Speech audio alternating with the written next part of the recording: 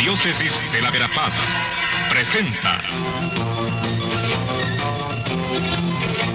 El Pueblo de Dios, el pueblo de la esperanza.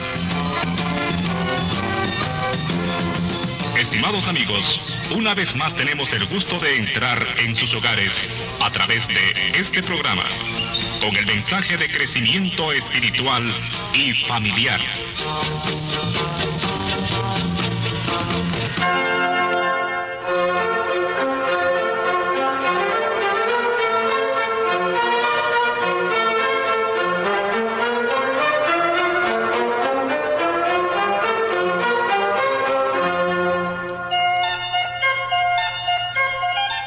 Llegamos al final del año litúrgico. Saludos cordiales a todos y todas, especialmente quienes han sido perseverantes en este acompañamiento de Jesús en toda la subida a Jerusalén, que hoy culmina en la fiesta de Cristo Rey del Universo. Es el último domingo del tiempo ordinario. Con eso terminamos el ciclo litúrgico de este año 2013 y ya el próximo domingo comienza el Adviento como tiempo preparatorio para la Navidad. De manera que hoy centramos nuestra atención en ese texto del capítulo 24 de San Lucas en el que nos presenta a Jesús clavado en la cruz. Y eso es lo primero que hoy llama la atención en la fiesta de Cristo Rey del Universo. Nuestro Rey está derrotado y clavado en la cruz. Con razón, decía San Pablo que la cruz es escándalo para los judíos, necedad para los griegos, pero para nosotros, cristianos, es sabiduría de Dios. De manera que es necesario comprender y ahondar bien en lo que significa ese contraste. Nuestro Rey crucificado. Necedad, escándalo o sabiduría. Y es muy interesante poner nuestra atención también en la denominación de esta fiesta de Cristo Rey del Universo. Fíjense ustedes que no es una fiesta litúrgica demasiado antigua. No tiene ni siquiera 100 años esa fiesta como tal. Hay fiestas en la Iglesia que vienen ya desde los primeros siglos del cristianismo. La de Cristo Rey del Universo, para culminar el año litúrgico, es una fiesta como fiesta litúrgica relativamente reciente. Y por eso también ha sido como bastante criticada por algunas voces un poco más críticas, unas voces un poco más pensantes dentro de los intelectuales y dentro de teólogos o exégetas en la Iglesia. Porque algunos dicen que esa fiesta de Cristo Rey fue puesta en un momento en el que, socialmente hablando, sobre todo en Europa, las monarquías estaban siendo puestas en cuestión y estaban creándose nuevos regímenes sociales o políticos que a algunos no les gustaban y no les interesaban. Y desafortunadamente había también tendencias en la Iglesia a favor de una corriente política o de otra corriente. Algunos en la Iglesia seguían apoyando las monarquías, es decir, la presencia de un solo rey o una reina en quien se centraba todo el poder político, económico, judicial, mientras otros abogaban más bien por el cambio, por regímenes más democráticos, más participativos, de otro cuño, de otro tono. Y algunos, estas voces críticas que nosotros leemos o escuchamos, nos dicen, miren, la fiesta de Cristo Rey fue puesta por la jerarquía católica en orden a favorecer la corriente monárquica y no a favorecer otras corrientes más democráticas, más populistas o socialistas en el mundo. En fin, esa es una crítica que es interesante tenerla en cuenta, pero que no es lo que marca nuestra reflexión sobre Cristo Rey. Podemos fijarnos más bien, para hacer nuestra reflexión, en el contraste que también hay entre la primera lectura del día de hoy, del libro de Samuel, y el Evangelio, puesto que nos presenta en la misma Sagrada Escritura dos posturas o dos maneras de entender al rey. En el libro de Samuel, pues estamos claramente ante la tendencia del Antiguo Testamento, la tendencia del pueblo de Israel, que se empeñó en tener un rey como los demás pueblos. Ya el mismo Samuel les había prevenido en cuanto a que no tengan un rey. Su rey debe ser únicamente Dios. Pero la gente decía: queremos un rey, queremos ser como los demás pueblos.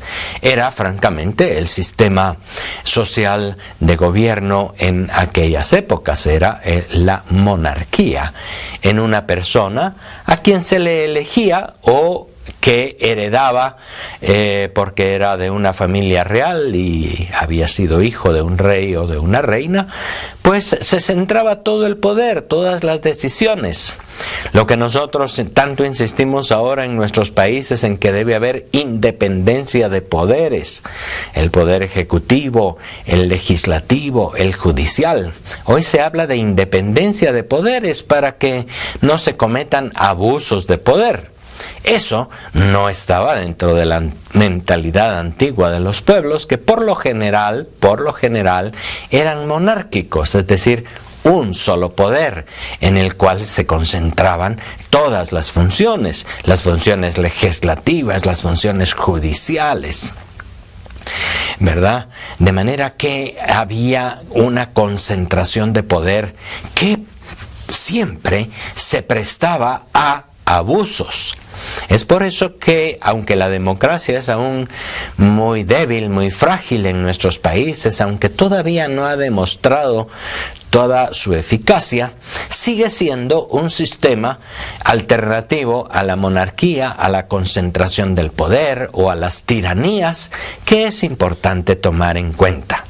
Y estoy partiendo no de ninguna teoría política o sociológica, estoy partiendo de lo que en la misma Biblia se dice desde aquellos principios. La gente quería un rey, quería ser como los demás pueblos. Quizá en aquel momento pues era más importante, y si hubiese un rey muy justo y muy honrado, pues las cosas funcionaban bien. Si hubiesen reyes que no practicaban la justicia, sino que también eran corruptos o que buscaban sus propios intereses, las cosas funcionaban completamente mal. Y era muy difícil destronar al rey, puesto que el ejército le servía y le obedecía, puesto que estaba rodeado también de una corte y de gente interesada en mantener al rey en sus privilegios, para que guardaran sus propios privilegios. Como ustedes ven, ya en el Antiguo Testamento, el profeta Samuel le dice al pueblo: no tengan más rey que Yahvé. Sin embargo, el pueblo insiste en tener un rey, y Samuel pues transige también y unge a David en el pueblito.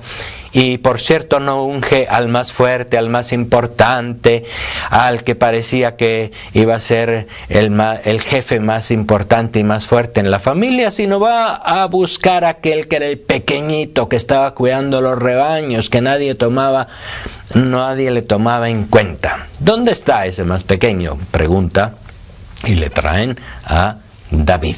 David en muchas cosas fue un rey bastante honesto y logró muchas cosas en Israel. Para comenzar, logró la unificación del país, que estaba dividido en el reino del sur y del reino del norte. En el texto que hoy vemos son los del norte los que admiten a David como rey, cuando ya había sido admitido por los del sur. De manera que también fue un logro de David haber unificado a Israel, a todas las tribus. Sin embargo, la misma Sagrada Escritura no duda en apuntarnos los pecados y las injusticias del mismo David. Quizá la injusticia o el pecado más grave fue el adulterio y el asesinato. mandó matar a Urías y se quedó con Betsabé, la mujer de Urías, elitita. De manera que también aquel rey, el rey más grande y más connotado de Israel, aunque había logrado muchas cosas, también era un pecador al que los profetas, como Natán, le apuntaban su pecado. Y así tenemos entonces pintada, reflejada en la mentalidad del Antiguo Testamento también la crítica al rey. En el Antiguo Testamento Salomón también fue un rey importante, pero la palabra de Dios, la Biblia, no duda en mostrarnos sus debilidades, no solamente nos muestra sus grandezas. De manera que la figura de la monarquía, la figura del rey que concentra el poder, que rige, ayudado por una corte, ayudado por ministros y por un ejército, pero que concentra el poder, es también objeto de crítica ya en el Antiguo Testamento. A pesar de eso, la gente seguía deseando un rey, sobre todo un rey como David, porque habían habido reyesuelos muy corruptos y muy malos en el mundo de Israel. Cuando uno analiza la historia de los reyes de Israel, ve que uno era casi peor que otro. De manera que David y Salomón medio se salvan y algún otro, pero no todos. Y había entonces ese afán de que hubiese un Mesías, rey de la dinastía de David. Jesús en algunos momentos es considerado por el liderazgo que va mostrando, por su sabiduría, por su cercanía a las problemáticas de la gente, fue siendo considerado como el posible Mesías, que era identificarlo con el rey. Mesías significaba nada más que ungido. A los reyes se les ungía con aceite en la cabeza para mostrar que eran reyes antes de ponerle una corona o un manto real. Y la gente estaba esperando de Jesús tal vez aquella postura, aquella misión en Israel. Él se les escapa cuando quieren nombrarlo rey.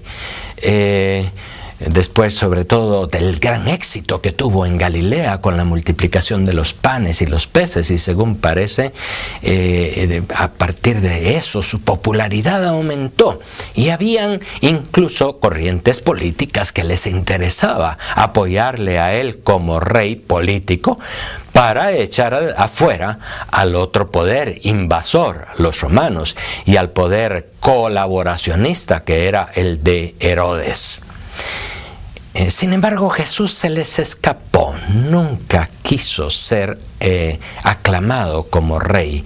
Él le tenía desconfianza a ese afán de las multitudes. Muchas veces los reyes que aún existen, la reina de Inglaterra y algunas otras monarquías en Europa, gustan de las grandes multitudes. Son gente admirada por las grandes multitudes. Hay algo que está ahí propio. Las masas les gustan a los reyes y las reinas.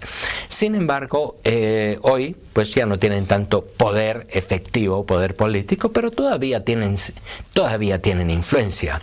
Las familias reales que aún quedan en Bélgica, en España, en Inglaterra, o las familias reales de los grandes Emiratos Árabes, o la familia real en el Japón, todavía existen, unas con más poder y otras con menos poder, puesto que las circunstancias políticas han cambiado, pero todavía existen.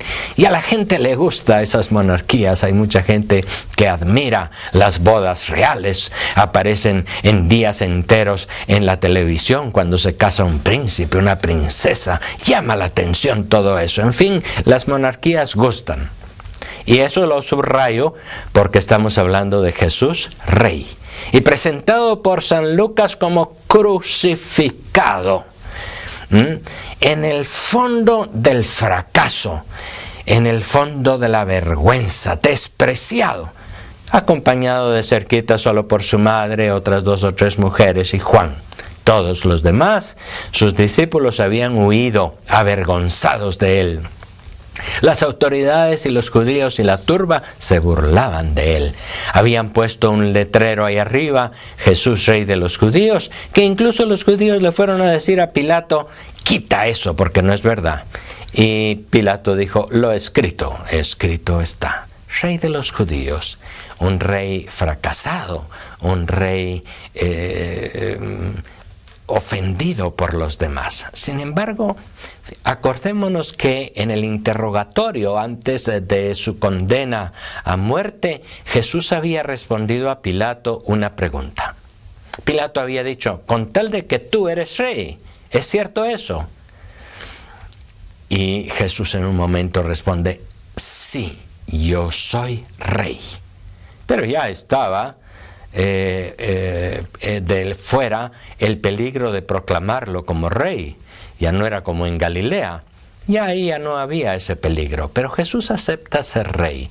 Y acordémonos que Jesús habló de su reino. Y también ante Pilato Jesús dijo, mi reino no es de este mundo. Si fuera de este mundo, otra cosa hubiera sucedido. Los ejércitos hubiesen ya vencido a mis enemigos y ya tuviera la corona de oro, el manto y el cetro en la mano. Sin embargo, no tenía nada, tenía las manos golpeadas, tenía en la cabeza no una corona de oro, sino una corona de espinas, no tenía un gran manto real, sino un trapo rojo que habían encontrado los soldados y que se lo habían puesto en la espalda para burlarse de él. Qué contraste, ¿verdad? Los reyes de este mundo y las reinas, y Jesús el Rey. Hoy nosotros cristianos seguimos proclamándole rey, pero es necesario subrayar las características de este rey. Reina por el amor, reina por su cercanía a los pobres y los pequeños, y no por su cercanía a las élites rectoras de la sociedad. Reina por su cercanía a los miserables y no a las grandes empresas y a las grandes inversiones y a las fortunas de este mundo. Reina porque tiene simpatía hacia los condenados de este mundo y no porque sea el que se sienta en un juicio para juzgar y condenar. Es interesante el texto de San Lucas que hoy nos habla de el diálogo de Jesús en la cruz con aquel que se le ha dado en llamar el buen ladrón y que después en la tradición de la iglesia se le llamó Dimas. Al mal ladrón se le llamaba Gestas, pero eso es cuestión de tradición. Dimas y Gestas no son nombres que aparecen en el texto de la Biblia. Sin embargo, nos interesa ese buen ladrón, llamado así por la tradición, que en el momento recrimina al otro que solo hace insultos y le dice, tú y yo estamos aquí porque hemos sido criminales, ¿verdad? Reconoce su culpa, mientras este no es así. Y se dirige a Jesús y le dice, cuando estés en tu reino, acuérdate de mí.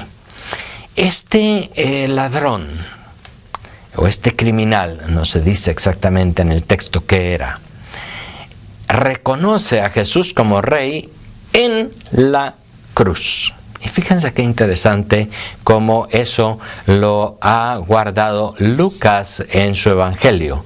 Este texto como tal no aparece ni en Mateo, ni en Marcos, ni en Juan. En estos otros evangelios los ladrones ambos insultan a Jesús. Es solo Lucas el que nos hace ver que uno de ellos cambió su actitud. Uno de ellos pidió a Jesús estar en su propio reino en un momento, como que había entendido o había recibido la inspiración en aquel momento culmen de su vida de que Jesús verdaderamente era rey, de que había venido a anunciar un reino. Y no se hace esperar la respuesta de Jesús. Hoy estarás conmigo en el paraíso. Una frase que muestra cómo Jesús sigue mostrando hasta el final de su vida lo que había mostrado a lo largo de todo su caminar. Había mostrado misericordia hacia el que se arrepiente. Había mostrado sensibilidad hacia el que sufre. Había enseñado que no hay que pensar en sí mismo, sino en el otro. Eso lo está mostrando Jesús allá en la cruz. No piensa en sí mismo. No está lleno de su ego, de su yo, diciendo, me han condenado, son injustos, etc. Está viendo a los otros que están condenados con él y tiene compasión. Jesús siempre se ha olvidado de sí mismo y de su yo. Y Jesús en el momento de la cruz también olvida su yo, su egoísmo, y se vuelca hacia la identificación con aquel pobre condenado, aunque quizá justamente condenado. Era un criminal o un revolucionario o un ladrón, no sabemos exactamente, pero era alguien despreciado por los demás. Jesús a lo largo de su vida había mostrado cercanía hacia los últimos, hacia los condenados, o sea, hacia los despreciados de este mundo. Y así como lo había hecho durante sus años de actividad pública, lo vuelve a hacer en la cruz. Ese es el rey al que hoy nosotros proclamamos. Y su reino no es de este mundo. Y hablar de Jesús y de su aceptación de ser rey ahí en la cruz nos lleva a pensar en su reino. Y en esa frase de Jesús ante Pilato, mi reino no es de este mundo. A veces incluso a Jesucristo se le ha pintado como un rey, como los de este mundo, sentado en un trono, con un cetro en la mano, vestido de vestiduras reales, con los pies sobre un hermoso almohadón y por supuesto coronado con una corona de oro y piedras preciosas. En Europa hay lugares, por lo cierto, desde el punto de vista artístico, bellísimos, en los que en el ábside, es decir, en la parte superior del fondo de una iglesia, de una basílica, encontramos a este Cristo con las características de los reyes del mundo. Son obras de arte, admirables, bellísimas, pero pueden equivocar nuestra visión de Cristo Rey. Podemos pensar que a Cristo quizá no le gustarían esos ábsides tan bellos, tan hermosos. Puede uno pensar, porque Él nunca quiso sentarse en un rey, en un puesto de un rey como los de este mundo, aunque tuvo la tentación. Si nosotros recordamos en el momento del inicio de su vida pública en el desierto, el diablo le pone la tentación y dentro de ellas le dice, si te postras te daré todos los reinos del mundo, te daré fama, te daré poder. Y Jesús rechazó la tentación y la vuelve a tener en la cruz cuando le dicen, si eres el Hijo de Dios, baja de la cruz y creeremos en ti. Pudo haber hecho un milagro, pudo haber hecho un prodigio y lo hubieran sentado como rey, pero está claro que no era su camino. Por eso las figuras del Pantocrator, y por favor, mi crítica va nada más a lo que significan y no a la obra de arte que son y al valor que tuvieron en su momento, puesto que la gente cristiana creyente de ese momento estaba queriendo expresar que incluso era Cristo el Rey más que los reyes de todo el mundo. Pero también es una imagen un poco polémica, un poco criticada. Hay unos mosaicos, unas pinturas bellísimas desde el punto de vista artístico, pero uno dice, Cristo Rey, a esa manera de los reyes del mundo, definitivamente no. Y Él dijo claramente, mi reino no es de este mundo. Y Él reina en donde hay justicia, en donde hay verdad, en donde hay servicio a los demás, en donde hay amor. Él reina donde hay austeridad, incluso pobreza.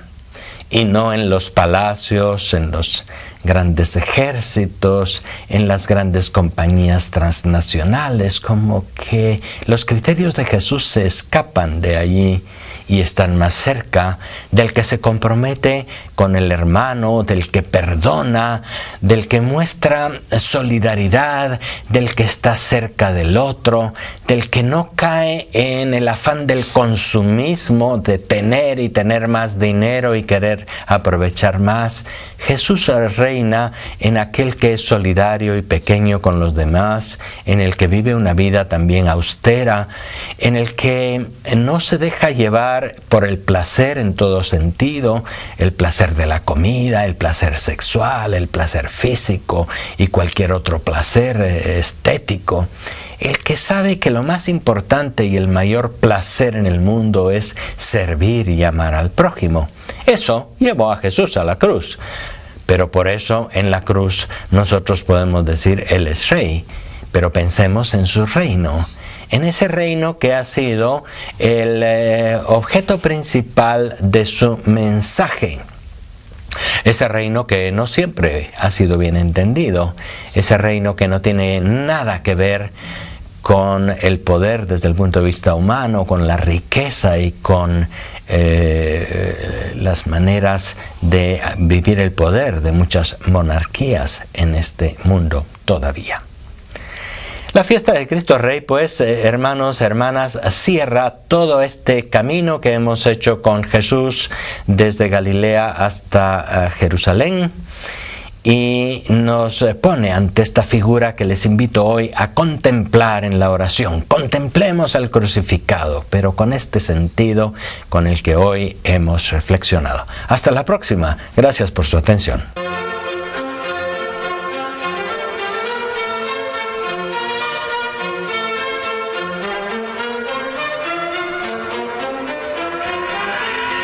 Diócesis de la Verapaz presentó